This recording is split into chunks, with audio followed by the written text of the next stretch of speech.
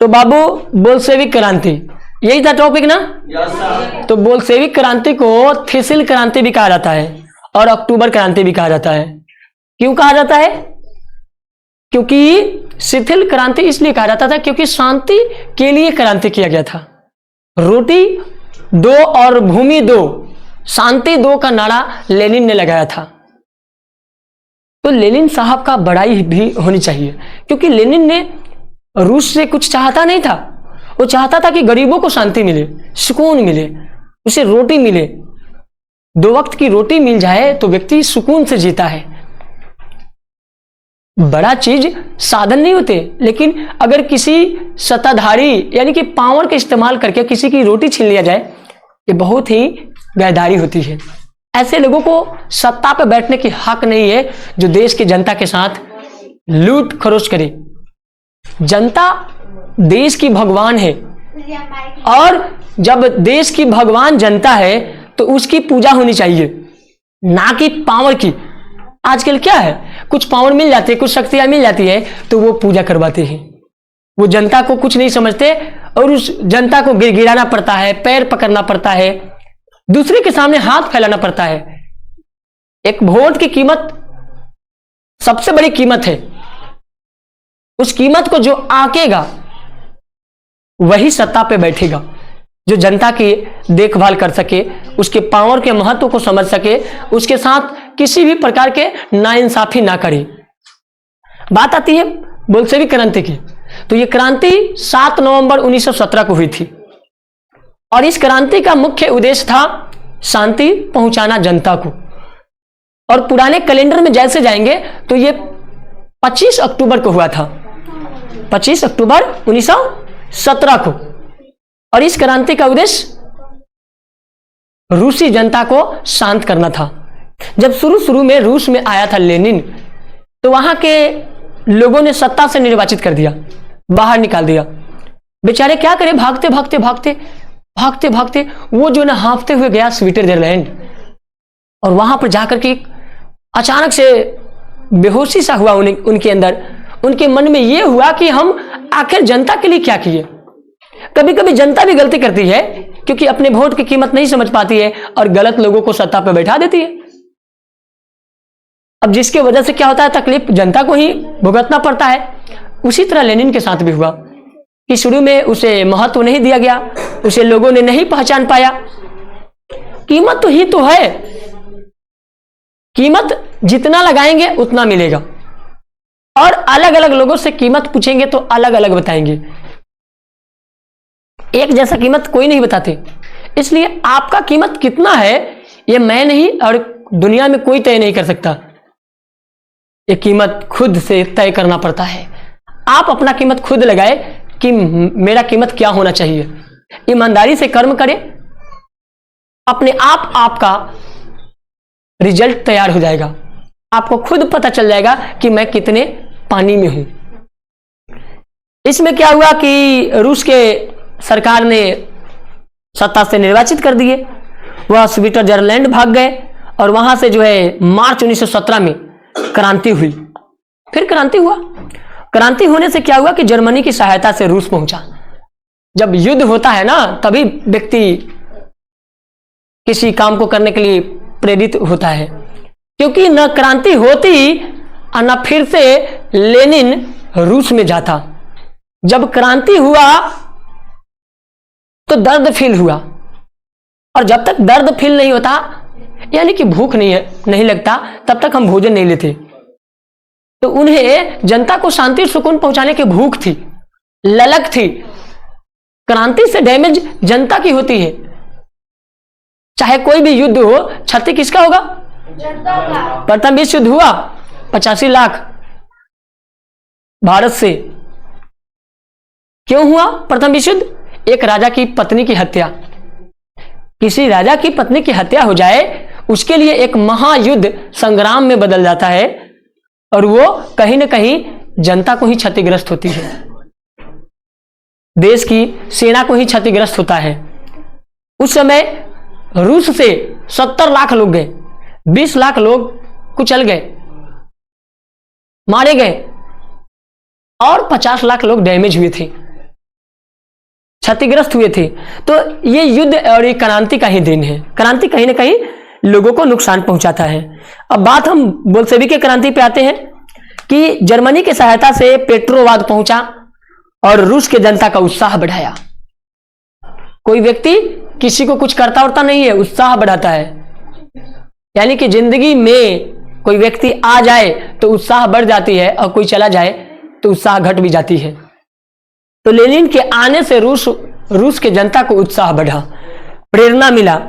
Lenin ने पहुंची वहां तो बोली कि क्रांति खत्म नहीं हुई है, अभी तो ये ट्रेलर है, पूरा पिक्चर बाकी है। यानी कि क्रांति की शुरुआत हुई थी, मैंने तो सीखने की कोशिश किया, अभी पूरा समुद्र पार करना बाकी है, अभी तो किनारे पे खड़े हैं। और इस बात से जनता को और ताकत आई कि अब लेनिन के कास्टिंग जब इतना शानदार था तो पिक्चर कितना दमदार होगा। इस भाव से उसका जबरदस्त स्वागत किया। और लेनिन ने सबसे पहले नारा दिया अप्रैल थिसिल का। मतलब थिसिल का मतलब हुआ शांति, शांति का मतलब हुआ शीत युद्ध करना। शीत युद्ध का मतलब हुआ शांति से युद्ध करो, सांप भी मर जाए, लाठी भी बच जाए। मतलब घमंड वाले को घमंड भी टूट जाए, अहंकार वाले के अहंकार भी खत्म हो जाए और वो संस्कार भी सीख जाए। तो दोनों काम करने के लिए ये नारा दिया गया। और उसने लेनिन ने एक नारा दिया जो 3 नारा था मुख्य रूप से कि दिए हुए भूमि को वापस करो, मतलब जो जनता की, गरीबों की जो जमीन है उसे वापस दो। दूसरा शांति दो, तीसरा रोटी दो, यानी तीनों को वापस लौटा दो। लेनिन के इस नारा से जनता के अंदर एक नई अद्भुत उत्साह और प्रेरणा बढ़ी। उसके द्वारा करेंसी सरकार को पलट डाला। जब ये नारा दिए तो जनता उसके ओर आकर्षित हो गई, जनता सपोर्ट में आ गई और जनता के सपोर्ट से करेंसी सरकार को पलट डाला। करेंसी सरकार जो वहां के प्रेजेंट में सरकार थे, उस सरकार को चोट पहुंचाया। जिधर भीड़ होती है उसी की जनता सुनती है। अब जनता ने देखा कि जनता के हित में काम कर रहा है लेनिन, तो जनता के हित में बहुत सारे लोग हो गए। अब सत्ता पे बैठे लोग, उनको जो है घमंड तोड़ना था, तो उनके अहंकार को बताते हुए जनता को संस्कार के नाम पे अपने लोकप्रियता को कायम किया। ठीक है, इस प्रकार जो है वहां पे क्रांति हुई, सरकार पलट गई, सेना और जनता दोनों ने उसका साथ दिया। सबसे बड़ा चीज है कि देश की किसान और देश की सेना दोनों अगर किसी के साथ हो जाए तो तीसरा कुछ नहीं कर सकता है, क्योंकि देश की शक्ति देश के सैनिकों और देश के किसानों की होती है। इसलिए देश के सैनिकों और किसानों की पूजा होनी चाहिए, ना कि सत्ताधारी लोगों की। 7 नवंबर 1917 ईस्वी को यह क्रांति हुआ और उसी समय बोल्शेविकों ने क्या किया, पेट्रोवाद में रेलवे स्टेशन, बैंक, डाकघर, सरकारी जितने भी संस्था थे, कचहरी, प्रखंड, ब्लॉक, जिला जो भी था, सब पे हमला किया। सभी सरकारी भवनों पर अधिकार कर लिया। कौन? जनता ने। किसके प्रेरणा से? लेनिन के शब्दों से प्रेरित होकर। करेंसी सरकार को पलटने की साजिश था। इस तरह से अंत में क्या करे, जब चारों तरफ से जनता भीड़ गई, जितना सरकारी भवन था सब पे कब्जा कर ली, तो करेंसी सरकार को सत्ता से भागना पड़ा। वो क्या करे, करेंसी सरकार वहां से सत्ता छोड़कर भाग पड़ी। इस प्रकार से महान बोल्शेविक क्रांति हुआ, जिसे हम अक्टूबर क्रांति कहते हैं। अब बात आती है शासन के बागडोर बोल्शेविक के हाथ में आ गई। अब शासन कौन चलाएगा? राजा तो हट गई, अब कोई अत्याचार नहीं कर सकते हैं। अब जो है सीधा सीधा अधिकार जनता की हो गई, जिसका अध्यक्ष कौन बन गया? लेनिन। जिसके अध्यक्ष लेनिन बन गया और ट्रॉट्स्की इस सरकार का विदेश मंत्री बने और ट्रॉट्स्की को बनाया गया विदेश मंत्री। ठीक है, फॉरेन मिनिस्टर। तो विश्व में पहली बार शासन सत्ता सर्वहारा वर्ग के हाथ में आई। अब बात आती है सर्वहारा वर्ग क्या होता है। समाज के वैसे लोग जो सामाजिक आर्थिक दृष्टि से पिछड़ा हुआ हो और अपनी जीविका चलाने के लिए, अपने परिवार के पालन पोषण के लिए अपना श्रम बेचता हो, तो उसे सर्वहारा वर्ग कहती है। अब उसको अधिकार मिल गया, वैसे लोगों को अधिकार मिल गया कि अपने अनुसार आजादी का इस्तेमाल करें। लिबरलिज्म यानी उदारवाद, स्वतंत्रता, आजादी, इसके लक्ष्य को सर्वहारा वर्ग के लोगों को प्राप्त हुआ। इस तरह सत्ता पर कब्जा करके लेनिन और बोल्शेविक दल का रिस्पॉन्सिबिलिटी बढ़ गया। इस तरह से जब जनता का अधिकार मिलेगा तो जो जनता के अधिकार को आगे बढ़ाएगा उसका रिस्पॉन्सिबिलिटी दुनिया में सबसे ऊंचा हो जाएगा। अब जो है लेनिन का रिस्पॉन्सिबिलिटी बहुत ज्यादा बढ़ गई। इस तरह से लेनिन अच्छा काम किया। लेनिन के समक्ष जटिल समस्या आ गई, लेकिन अच्छा जो करता है उसके सामने बहुत सारे प्रॉब्लम्स क्रिएट होती हैं। उसके सामने आता है, उसने बहुत हद तक इन समस्याओं का निवारण करने की कोशिश किया। सबसे पहले जर्मनी के साथ ब्रेस्ट-लिटो वंश की संधि किया। ब्रेस्ट-लिटो वंश जो था वो यूरोपियन कंट्रीज के ही देश है और उसके साथ समझौता हुआ। समझौता के कारण जो है सोवियत रूस को लगभग 1/4 भूभाग गंवाना पड़ा, 1/4 हिस्सा जो है उसको देना पड़ा। यह लेनिन के सामने सबसे बड़ी समस्या थी कि जनता को तो अधिकार दिया, लेकिन जनता की संपत्ति में 4 टुकड़ा में 1 टुकड़ा दूसरे को देना पड़ गया। लेनिन प्रथम विश्व युद्ध से बाहर हो गया। लेनिन को प्रथम विश्व युद्ध से बाहर कर दिया गया तथा अब आंतरिक समस्या पर अपना ध्यान केंद्रित किया। जब लेनिन प्रथम विश्व युद्ध से अलग हुआ तब उसका ध्यान जनता पे गई, लेकिन तब तक वो बहुत सारे संपत्ति को खो बैठा था। तो ब्रिटेन क्या था? ब्रिटेन न अपना कुछ नहीं है, दूसरे के सामग्री से अपना नाम बना लिया। तलवार आप ही का, गर्दन कटेगा आप ही का, और नाम इंग्लैंड के। तो इस तरह से आप ही के खेत है, आप ही से रोपवाएंगे, आप ही से कटवाएंगे, लेकिन बेचकर हम इंग्लैंड वाले खाएंगे।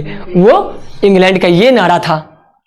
आप ही के बांस आप ही से कटवाएंगे, आप ही से टोकरी बिनवाएंगे और बाजार लेकर के बेचवाएंगे और पैसा इंग्लैंड ले जाएंगे। तो ये इंग्लैंड का साजिश था। ठीक है, इस प्रकार से इंग्लैंड जो है दूसरे के दूसरे के बंदूक, दूसरे की गोली, लेकिन सीना में दूसरे को मतलब नहीं, जिसने अधिकार दिया उसी को ठोकना है। तो ये कहीं ना कहीं इंग्लैंड वाले की नाकामयाबी का असर है और अपने ज्ञान के गलत उपयोग का असर है। इसलिए कुछ अकिल हो जाए, कुछ बुद्धि हो जाए तो उसका गलत उपयोग ना करें। सही उपयोग करने से आप जिंदगी भर बरकरार रहेंगे। आखिर ब्रिटेन वाले कब तक टिके? जब तक देश की जनता जागृत नहीं था। लेकिन देश की जनता जब जागी, अंत में उसे भागना पड़ा। तो इस तरह से सरकार चलती है। बहुत सारे समस्या भी आते हैं, बहुत सारी अच्छाई के साथ साथ बुराई भी होती है। लेनिन अच्छा किया, लेकिन उसके साथ रूस के जमीन जो छिनाया, ये कहीं ना कहीं नाइंसाफी हुआ। इस तरह से गृह युद्ध उत्पन्न हुई, जिसमें अमेरिका, जापान, ब्रिटेन, फ्रांस, ये तमाम देश जो है हस्तक्षेप किया और सोवियत रूस पर आक्रमण भी किया। छोड़ा नहीं। जब एक ने नहीं ना लूटा, लूटने के लिए बहुत सारे देश आ गए। अब बताइए अमेरिका को क्या जरूरत था, जापान के क्या जरूरत था, ब्रिटेन, फ्रांस सब मिलकर खूब लूट घसोट किया और जनता को ही डैमेज किया। लेनिन ने साहस पूर्वक सबका विरोध करता रहा। लेकिन लेनिन की खास बात है कि मरते दम तक नेवर फॉरगेट, वो कभी भूला नहीं, हमेशा ध्यान में रखा जनता के हित का और हमेशा लड़ते रहा। इस तरह से विशाल सेना का गठन किया। ट्रॉट्स्की की सहायता से लाल सेना, जिसको लाल कुर्ती भी बोलते हैं, लाल सेना का गठन कर विदेशी हमले का सामना किया। लाल सेना का गठन किया और विदेशियों का सामना किए। इस प्रकार से आंदोलन हुई और अंत में जो है विद्रोहियों को अरेस्ट भी करना पड़ गया। लेनिन एक शक्तिशाली केंद्रीय सत्ता की स्थापना की। लेनिन हमेशा जनता के हित में काम करते रहा और संघर्ष करते करते वो मृत्यु को प्राप्त किया 1924 में। इस तरह से उसके युग का अंत होता है। इसकी कहानी बहुत लंबी है और लंबी कहानी की ओर नहीं जाएंगे, हम इतना ही कहानी पे एंड करेंगे। धन्यवाद। तो बाबू जिंदगी में याद रखना, यूरोपियन कंट्रीज में 50